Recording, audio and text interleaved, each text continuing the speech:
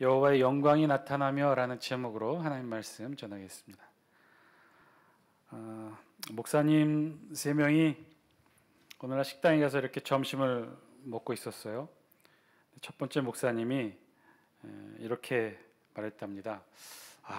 우리 교회는 여름이 시작되면 쥐 때문에 골치를 앓고 있어요. 모든 수단을 다 동원했지만 이 쥐들을 쫓아내지 못했네요. 그랬더니 두 번째 목사님도 이렇게 말했어요. 저희도 그래요. 저희 교회 지하에 있는데 이 지하실에도 어찌나 많은 쥐들이 살고 있는지 전문가를 부르고 업체를 동원해 봤지만 도통 소용이 없네요. 그랬더니 세 번째 목사님이 씩 웃으며 이렇게 말했어요. 저희 교회도 같은 문제를 겪고 있어서 저희는 이렇게 해결했답니다. 어떻게 했느냐? 쥐들에게 일제히 세례를 베풀어 교회 신자로 만들었어요. 그랬더니만 그 후로는 쥐들이 한 마리도 보이지 않았답니다. 교인들이 교회 잘 나오지 않는다는 이렇게 빗대서 이야기한 것 같아요. 어떤 교회 세례문답 시간이 있었어요. 목사님이 성도에게 이제 세례문답이니까 그동안 배운 내용과 관련돼서 신앙에 관해 이제 질문을 합니다. 구원을 믿습니까? 이렇게 질문을 했더니 이 남자 성도가 이렇게 대답합니다. 교회가 믿는 걸 저도 믿습니다. 목사님이 좀 더 정확하게 알려고 다시 물었어요. 그렇다면 교회가 믿는 것은 무엇이죠? 제가 믿는 것을 교회가 믿죠.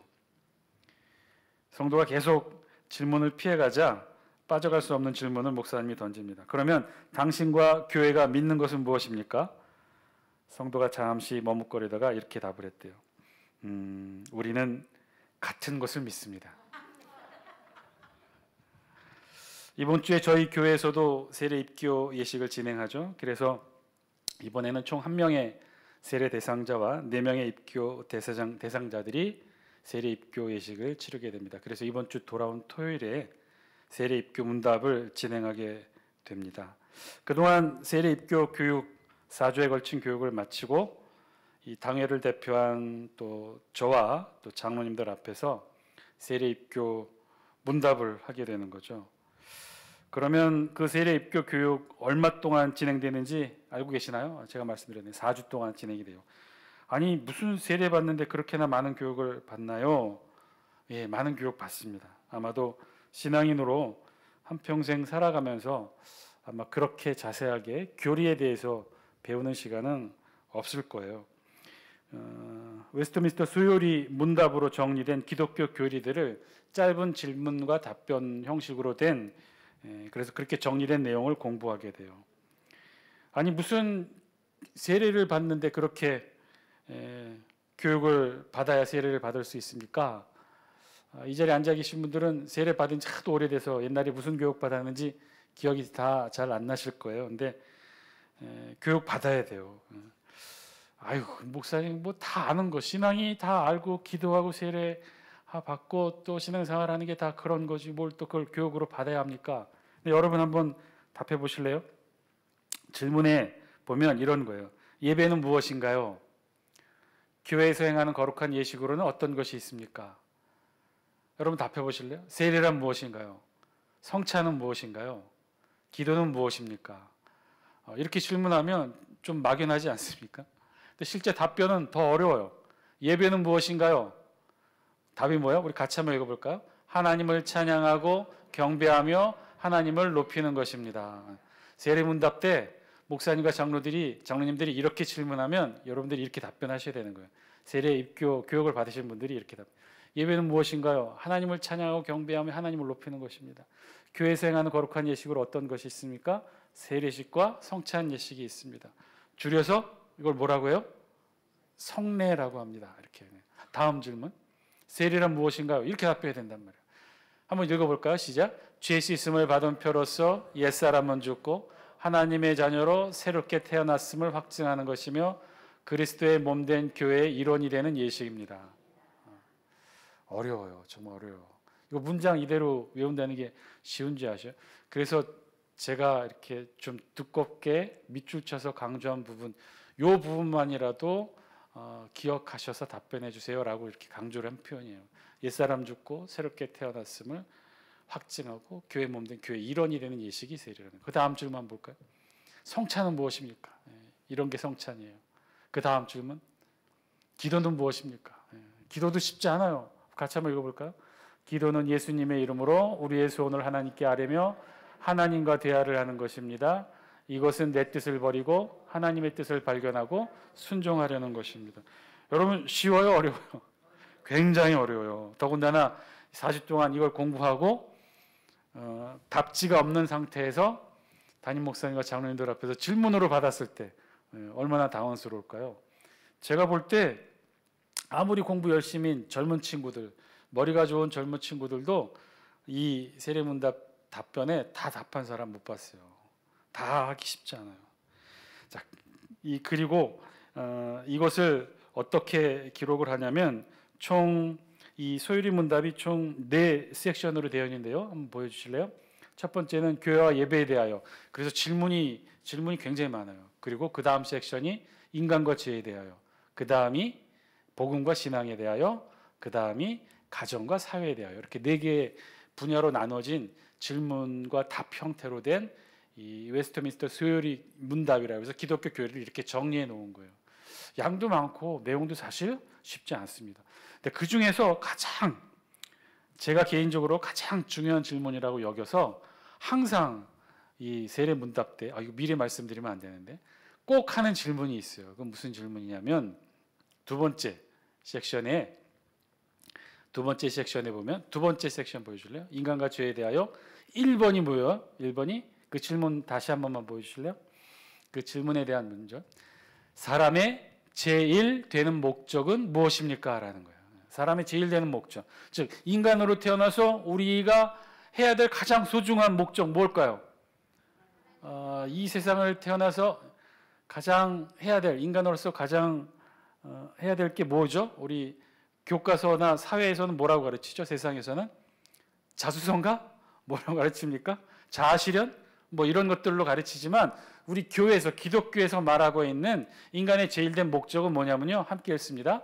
사람의 제일 되는 목적은 하나님을 영화롭게 하는 것과 영원토록 하나님을 즐거워하는 거예요.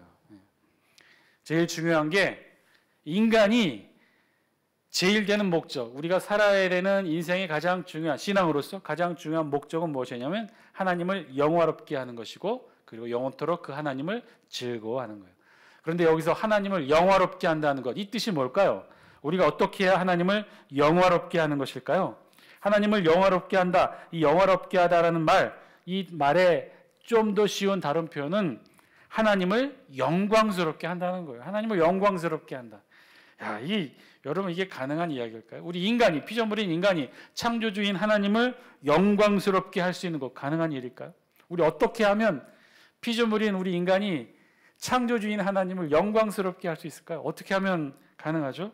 어떻게 하면 우리 인간이 하나님을 영광스럽게 할 수 있을까요? 예배 잘 드리면 영광스럽게 할 수 있는 걸까요? 헌금 많이 하면 하나님을 영광스럽게 할 수 있는 것일까요? 사실 이건 정말 말도 안 되는 이야기예요. 말도 안 되는 이야기. 피조물인 인간이 어떻게 창조주 하나님을 영광스럽게 할 수 있을까요? 이 말도 안 되는 일인데, 그런데 이것이 우리 기독교 교리 가운데 우리 신앙인들이 해야 될 제1의 인간으로서 해야 될 목표가 바로 이거라는 거예요. 하나님을 영화롭게 하고 영원토록 그 하나님을 즐거워하는 삶. 이게 어떻게 가능할까? 우리 어떻게 인간은 어떻게 하면 하나님을 영광스럽게 할 수 있을까요? 그 질문에 대한 해답으로 오늘 우리 성경은 그 영광이라는 것이, 정확하게는 여호와의 영광, 하나님의 영광인데, 이 여호와의 영광, 하나님의 영광이 어떻게 시작되었는지를 오늘 우리 성경이 알려주고 있어요. 이 세상에 인간들이 살아가는 이 세상이 도대체 영광이라는 것이 어떻게 생겨나게 됐을까? 어떻게 만들어질 수 있다면 어떻게 만들어지게 된 것인가? 어떻게 이 땅 가운데 생겨나게 된 것인가? 결론부터 미리 말씀을 드린다면 영광이란 그 중에서도 정확하게 여호와의 영광, 구약에서는 여호와의 영광이라고 했고 신약에서는 하나님의 영광이라고 했던 이 영광, 하나님께서 당신의 이 뜻은 무엇이냐면요, 하나님께서 당신의 영광스러움을 이 땅의 인간에게 드러내신 것이 바로 여호와의 영광, 하나님의 영광이라는 거예요. 제가 미리 말씀드렸던 것처럼 어떻게 피조물인 인간이 감히 하나님을 영광스럽게 할 수 있을까? 이건 도저히 있을 수 없는 일인데 왜 그러냐면 영광이라는 것이 하나님 당신의 영광스러움을 이 땅 인간, 피조물 인간들에게 드러낸 것이 영광이란 말이에요. 그런데 어떻게 우리 인간이 하나님을 영화롭게, 영광스럽게 할 수 있다는 것일까요? 그럴 수 없다는 거죠. 이건 방법을 달리하지 않는 한 우리 인간에게 하나님을 영광스럽게 할 수 있는 방법은 없다는 거예요. 그러면 이 땅 가운데, 이 세상, 피조물이 살아가는 우리 세상 가운데 어떻게 하나님의 영광이 최초로 드러나게 되었을까? 이 세상에는 어떻게 처음으로 여호와의 영광이라는 말을 듣게 되었을까? 이 세상에 살아가는 모든 인간들, 특별히 우리 신앙의 선배들은 어떻게 최초로 여호와의 영광을 접했을까? 우리 성경 기록에 의하면 최초로 여호와의 영광이라는 기록이 언제 나오냐면요, 출애굽기 16장에 나와요. 출애굽기 16장에 홍해를 건너 애굽을 탈출했던 이스라엘 백성들이 광야에서 음식이 없어 굶주림을 겪습니다. 그때 이들이 어떻게 했느냐? 모세와 하나님을 원망해요. 그때 하나님이 어떻게 하셨느냐? 하나님께서 이스라엘 백성들에게 만나를 내려주시는 장면이 출애굽기 16장에 기록되어 있는데 그 말씀 가운데 이런 말씀이 있어요. 출애굽기 16장 10절 말씀, 우리 영상을 통해 같이 한번 읽어볼까요? 시작. 아론이 이스라엘 자손의 온 회중에게 말하매 그들이 광야를 바라보니 여호와의 영광이 구름 속에 나타나더라. 아멘. 최초로, 우리 인류 최초로 이 땅 가운데 여호와의 영광으로 하나님이 하나님 자신의 영광스러움을 이 땅 가운데 드러냈던 최초의 사건이 바로 여기예요. 출애굽기 16장. 광야에서 이스라엘 백성들에게 하나님께서 만나를 내려주시기 직전에 하나님께서 어떻게 나타나셨다고요? 여호와의 영광이 구름 속에 나타나더라. 그렇게 이 땅에 처음으로 여호와의 영광을 나타내신 하나님께서 바로 그 다음 두 번째로 하나님의 영광을 이 땅 가운데 드러내신 건 어디냐? 시내산이에요. 출애굽기 24장 16절. 드디어 이스라엘 백성들이 출애굽해서 어디로 와요? 하나님이 시나이 반도 남단 시내산으로 오게 해서 그곳에서 하나님이 최초로 이스라엘 백성들 앞에 하나님 현현, 하나님 자신을 드러내어 보여 알려주게 되는 사건, 바로 그 사건. 시내산에 하나님이 강림하셨을 때 바로 출애굽기 24장 16절에 이렇게 기록해요. 함께 읽습니다. 시작. 여호와의 영광이 시내산 위에 머무르고 구름이 엿새 동안 산을 가리니 일곱째 날에 여호와께서 구름 가운데서 모세를 부르시니라. 아멘. 여호와의 영광이 어떻게 시내산 위에 머물렀다고 그랬어요. 그런데 자세히 보니 만나 때도 그렇고 시내산에서도 그렇고 여호와의 영광이 나타날 때 꼭 무엇과 함께 나타났어요? 구름과 함께. 여호와의 영광이 구름과 함께 나타났어요. 정확하게 우리 성경이 구름 속에 나타난 여호와의 영광의 형상과 모습이 어떤지는 기록하고 있지 않아 잘 모르는데 어쨌든 구름 속에서 여호와의 영광이 나타났대요. 만나를 주시던 광야에서도 그랬고 시내산에서 하나님이 자신을 드러냈던 현현 강림 사건에서도 마찬가지로 그랬어요. 자, 이곳을 보면 여호와의 영광, 하나님의 강림 혹은 임재하시는 모습으로 나타난 그 인간의 말로는 형언할 수 없는 그런 모습으로 여호와의 영광은 이 땅에 나타났다는 거죠. 자, 그 이후에 그러면 그렇게 나타난 여호와의 영광은 그 이후에 어디에서 보여지느냐? 출애굽기 40장. 출애굽기 40장이면 어떤 내용을 기록하냐면요. 하나님께서 19장부터 율법 여호와의 말씀을 주시죠. 말씀의 끝에 보면 제사장의 복식과 더불어 성막 건립에 대해 말씀하고 계셔요. 이스라엘 백성들이 그 하나님이 주셨던 성막 건립에 대한 말씀 그대로 모세 앞에 이스라엘 백성들이 힘을 합하여 여호와의 말씀대로 성막을 건립하죠. 그 성막의 마지막 완성의 순간에 여호와의 영광이 임해요. 출애굽기 40장 34절 함께 했습니다. 시작. 구름이 회막에 덮이고 여호와의 영광이 성막에 충만하매. 또 역시 구름이 나타나죠. 성막을 다 완성했어요. 그때 성막을 다 완성하니까 갑자기 하늘에서 구름이 성막을 주변으로 둘러 에워싸면서 그곳에 여호와의 영광이 성막과 구름 속에 함께 임재한 모습으로 우리 성경이 기록합니다. 자, 그렇게 성막 전체를 구름과 함께 여호와의 영광이 성막 가운데 임하게 되는 모습으로 우리 성경은 기록하고 있어요. 그리고 그렇게 성막 전체에 구름과 함께 임했던 여호와의 영광이 이제는 오늘 본문을 통해 성막에서 최초의 제사와 함께 오늘 본문의 여호와의 영광의 정확한 실체의 모습으로 드러나요. 그 사건을 기록한 게 바로 오늘 우리 본문이라는 거죠. 그러고 보면 우리 본문, 오늘 본문이 중요합니까? 안 중요합니까? 중요해요. 정말 중요해요. 오늘도 설교 준비하면서 그동안 쭉 말씀으로 함께 왔던 본문을 쭉 돌이켜봤어요. 창세기 1장 1절부터 시작했거든요. 그래서 창세기, 출애굽기, 레위기, 이제 어느덧 레위기 9장까지 다다랐는데 이것도 정말 쉽지 않은 여정이었어요. 여러분들이 감사한 건 정말 잘 따라와줘서 정말 감사하고, 물론 돌아서면 또 잊어버릴 수 있겠지만 그래도 그 순간 매 순간 이상윤 목사가 막 소리 높여 외칠 때마다 하나도 졸지 아니하시고 그래서 집중해 주셔서 얼마나 감사한지 몰라요. 근데 사실 쉽지 않아요. 정말 제가 한 분도 졸지 않았지만 그래도 개 중에 잠깐 눈을 감으시는 분들, 제가 나무랄 수 없거나 탓하거나 미워하지 못하는 게 정말 어려워요. 정말 어려워요. 저도 설교를 준비하지만 저도 이 본문 가지고 한 번도 설교 제대로 들어본 적이 없어요. 그러니까 저도 묵상하고 고민하면서 매주 새롭게 정말 제 생애, 제 신앙 가운데서도 처음 있는 일들로 말씀을 전하는데 여러분들이 얼마나 더 힘들고 어렵겠습니까? 그래도 졸지 아니하시고 끝까지 함께 말씀 들어줘서 너무 감사하고, 오늘 말씀도 그래서 너무너무 중요해요. 너무너무. 우리 다 함께 본문 15절 말씀 영상을 통해 같이 한번 읽어볼까요? 15절 시작. 그가 또 백성의 예물을 드리되 곧 백성을 위한 속죄제의 염소를 가져다가 잡아 전과 같이 죄를 위하여 드리고. 아멘. 오늘 우리 본문에서는요, 이제 드디어 대제사장으로 세워진 아론이 제사장 위임식 7일 기간을 끝내고 이제 드디어 최초의 자신이 직접 집례하는 제사를 드리게 되는 장면이 나오게 되죠. 우리 지난 시간에 살펴본 말씀의 연장선상이에요. 7일간의 위임식 기간을 마치고 이제 본인이 직접 제사장이 되어서 제사를 집례했죠. 지난 시간의 말씀을 통해 이 제사장 자신을 위한 제사를 자신이 직접 아론이 집전합니다. 집례합니다. 그리고 두 번째 제사를 드리게 되는데 그 제사는 어떤 제사냐? 오늘 성경 15절에 의하면 백성들을 위한 제사였어요. 그 백성들을 위한 제사에 아론이 직접 제사장이 되어 자신이 집례해요. 그 내용을 기록한 본문이 바로 오늘 본문 15절 말씀인 거죠. 본문에 보면 그가 또 백성이 예물을 드리되 곧 백성을 위한 속죄제의 염소를 가져다가 잡아, 즉 백성들을 위한 제사에 속죄제 제사를 드렸던 거죠. 그 제물을 가져다가 전과 같이 죄를 위하여 드리고, 전과 같이 제사를 드렸다고 하는 표현에서 바로 직전에 아론이 자신을 위한 제사에 드렸던 속죄제 제사와 마찬가지로 이제는 백성들을 위해 속죄제 제사를 드려요.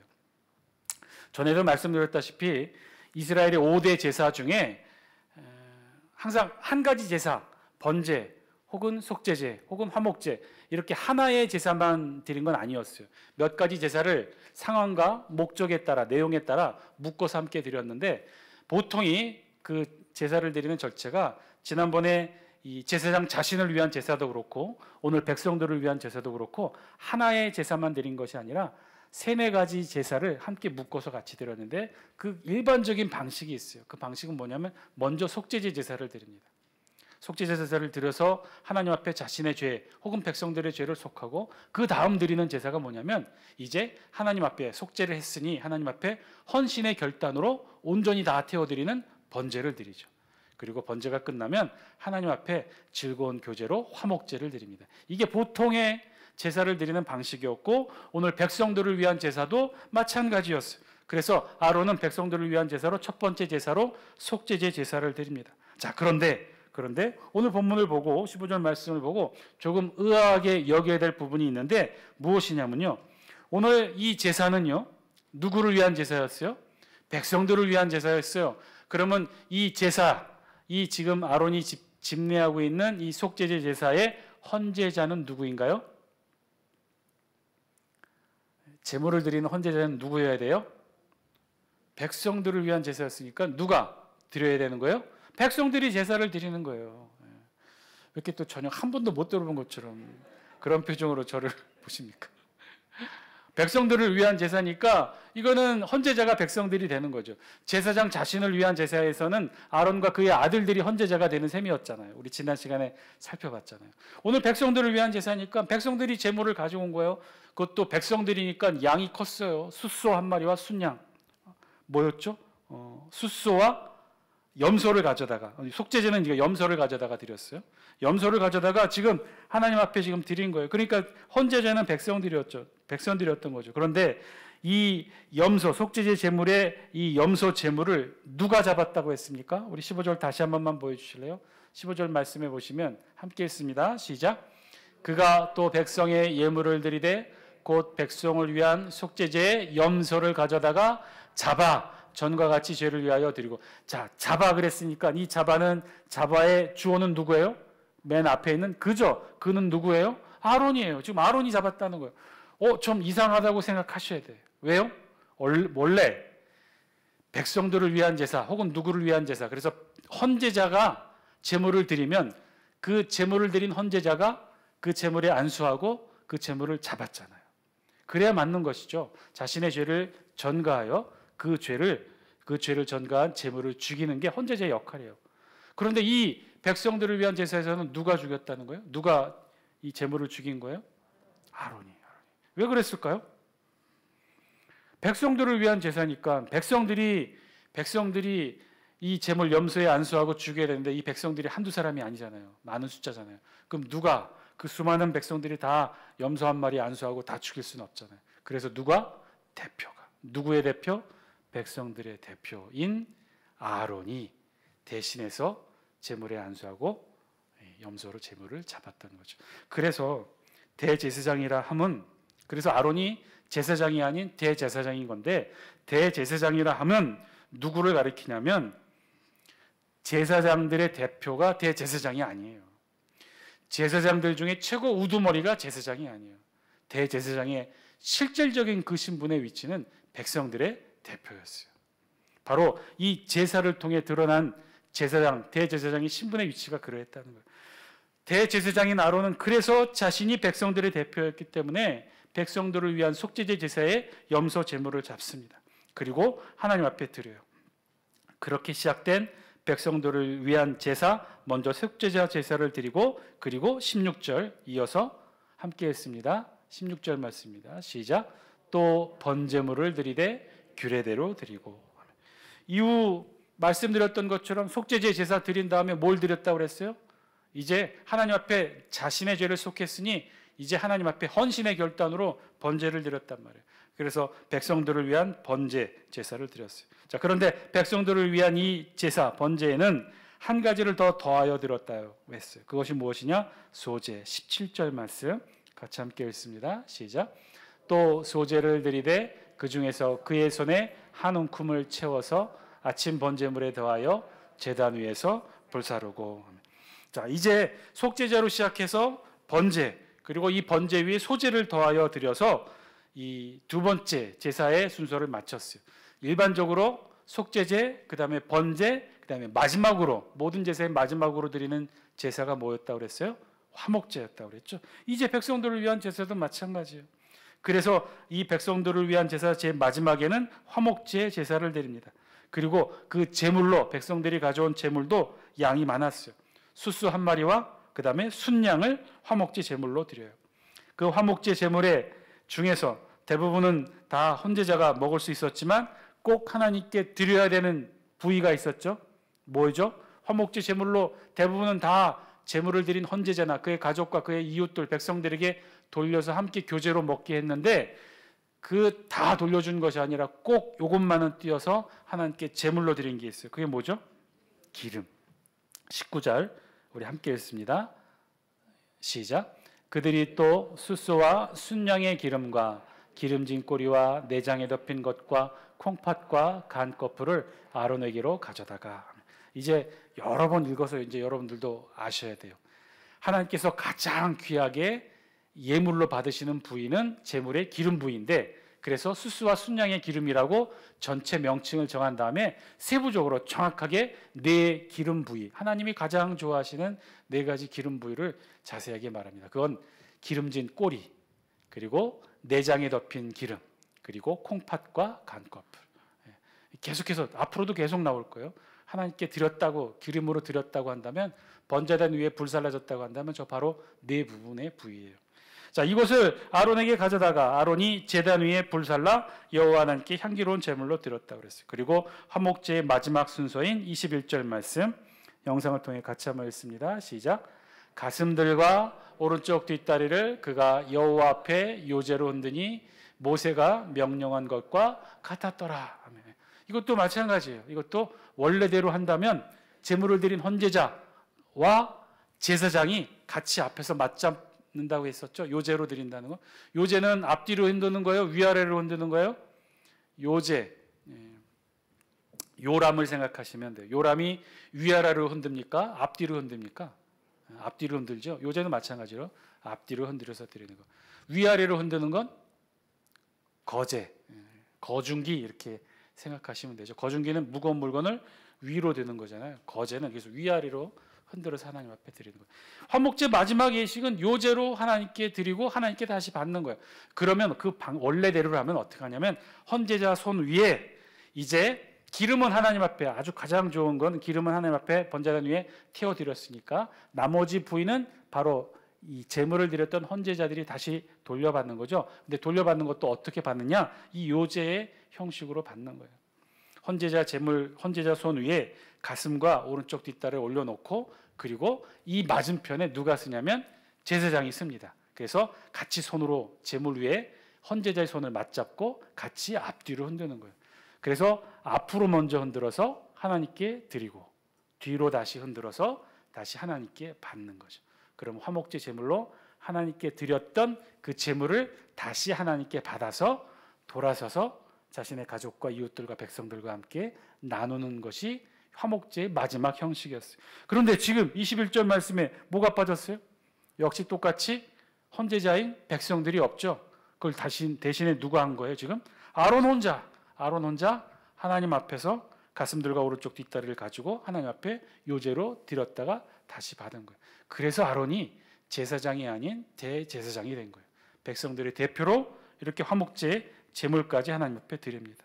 자, 그런데 가장 중요한 사건은요, 그 다음에 일어나요. 자, 그렇게 백성들을 위한 제사.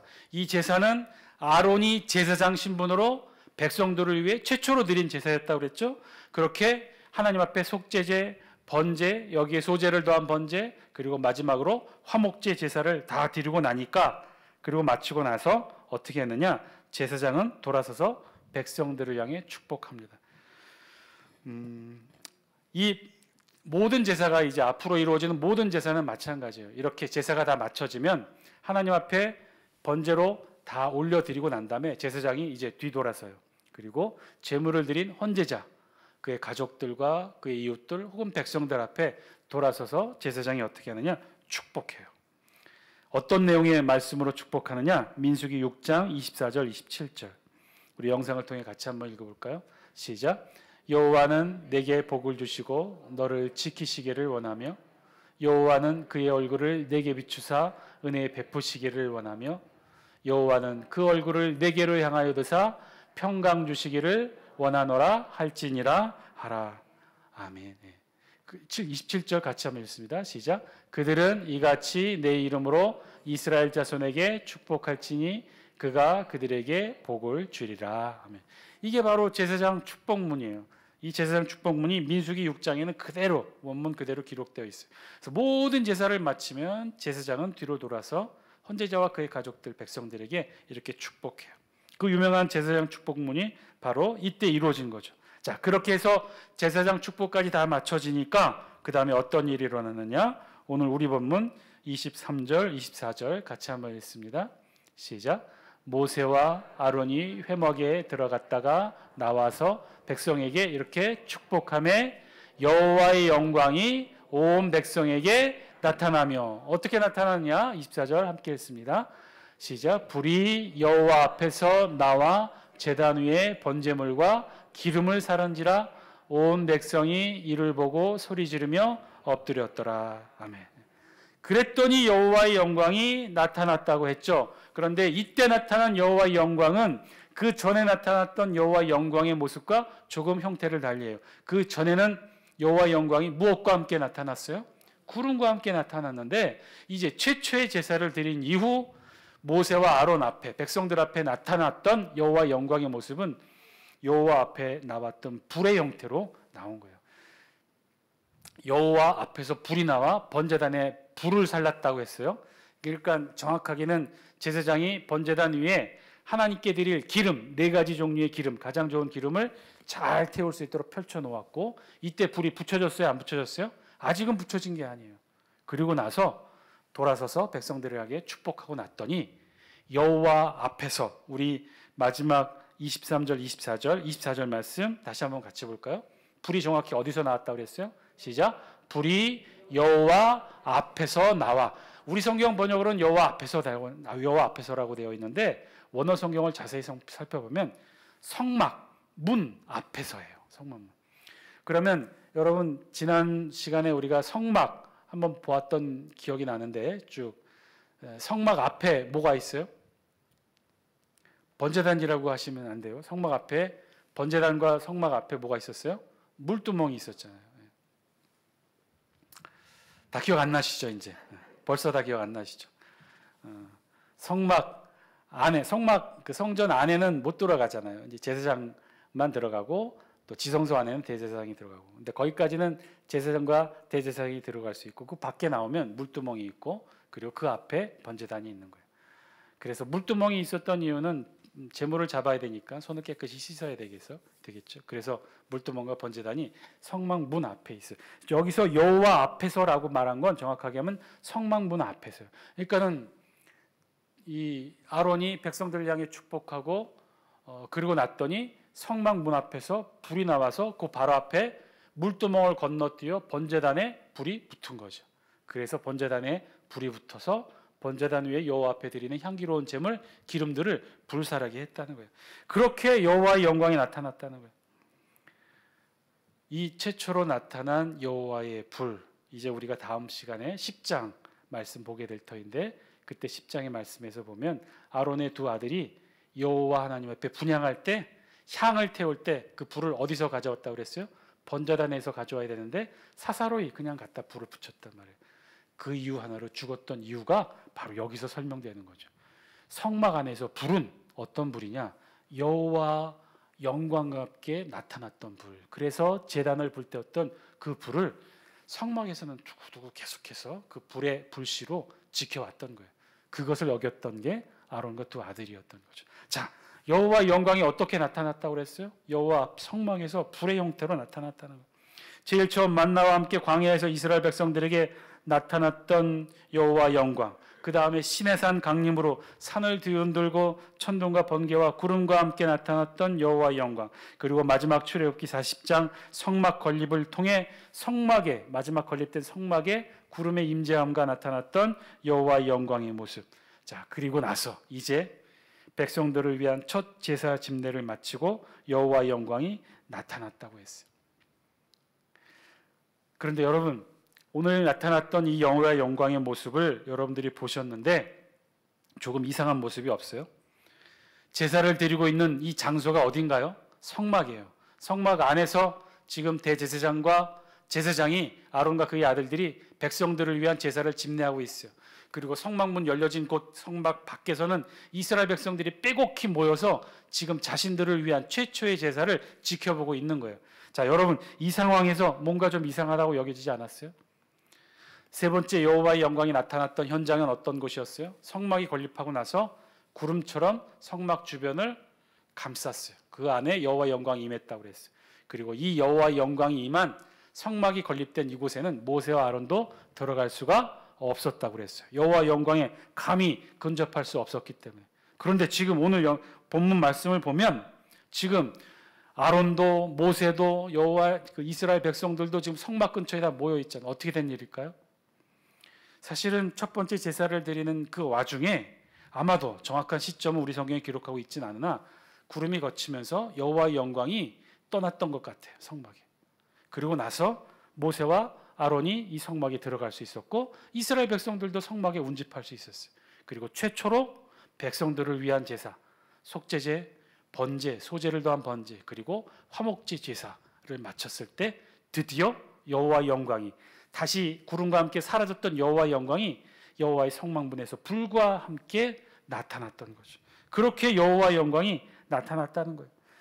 여호와의 영광이 그렇게 이 땅 가운데 최초로 나타나게 됐다는 거예요.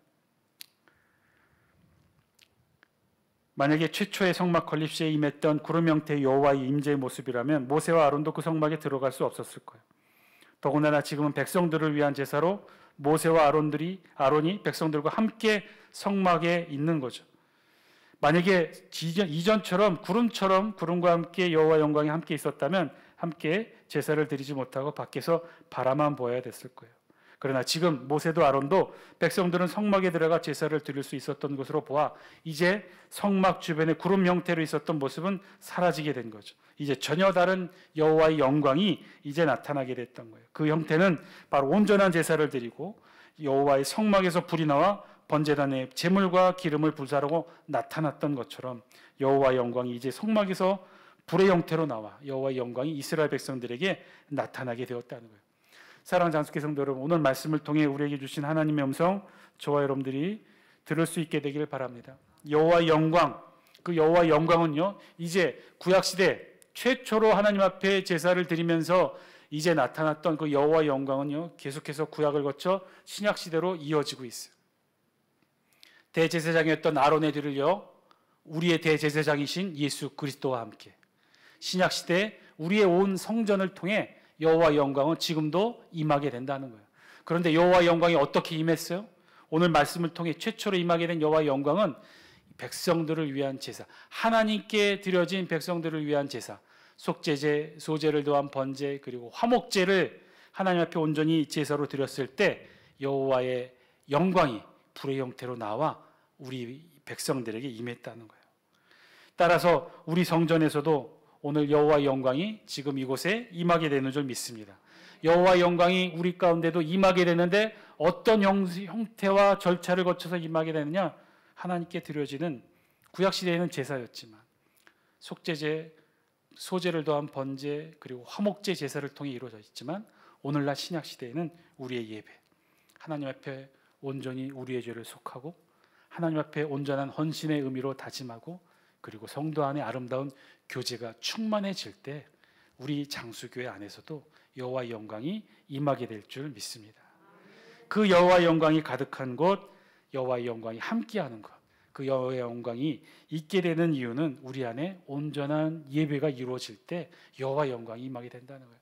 신약시대 우리 장수교회를 비롯한 전 세계 모든 곳에 여호와의 영광이 마찬가지로 임하게 될 줄 믿습니다. 그 영광은 우리가 드려지는 온전한 예배를 통해 이루어진다는 거예요.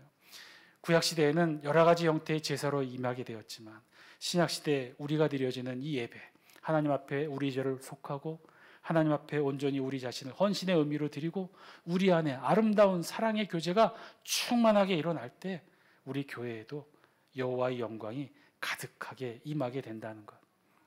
바로 오늘 그 자리에 저와 여러분들이 있다는 사실이에요.